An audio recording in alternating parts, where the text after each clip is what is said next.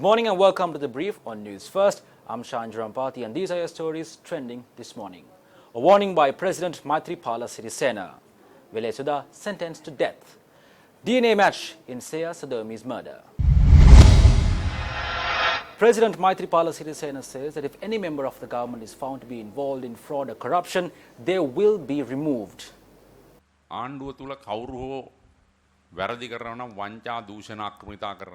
If there is anyone in the government who is involved in fraud or corruption, I am ready to take any decision needed to remove them for the sake of protecting the integrity of the government.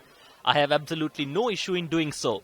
As I said in the very beginning, I kindly expect the collective support of everyone to fulfill the common objectives of the people of this country. Gampola Vidanage Samantha Kumara alias Velesuda was sentenced to death by the Colombo High Court yesterday. The case was filed against Velesuda for the possession of 7.05 grams of pure heroin and peddling of drugs in Mount Lavinia. The Attorney General has filed a case for the possession of 7.05 grams of pure heroin.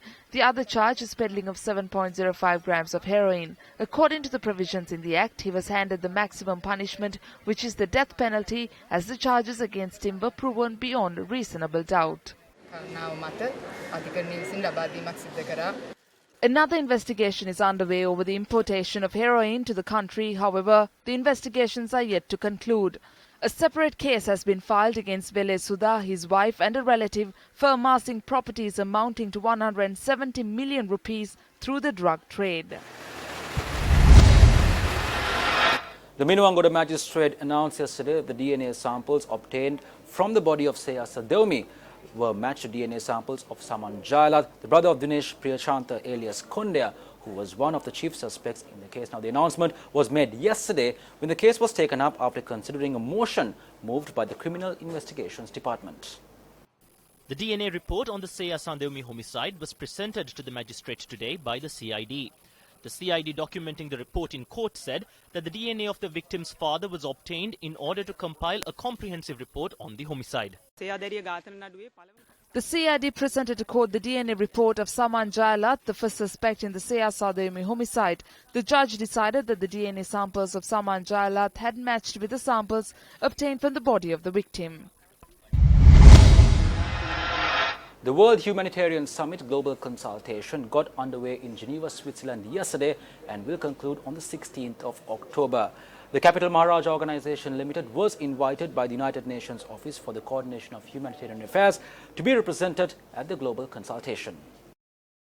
Your Excellencies, distinguished delegates, colleagues and friends, good morning and welcome to the World Humanitarian Summit's Global Consultation right here in the city of humanitarianism, Geneva. The World Humanitarian Summit Global Consultation was hosted by Siobhan Daniel, the Group Director of the Capital Maharaja Organization Limited.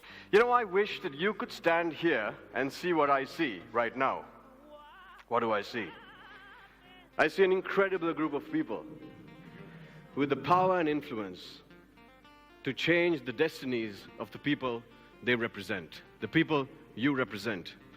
I see Vietnam, Zambia, the Bahamas, Canada. I see all of you standing here today. And as you entered these halls, you made a commitment to the people that you left behind to change their lives.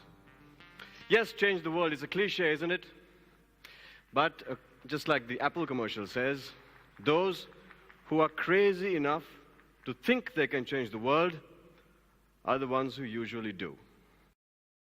This year alone, over 100 million people are in need of a humanitarian assistance and protection.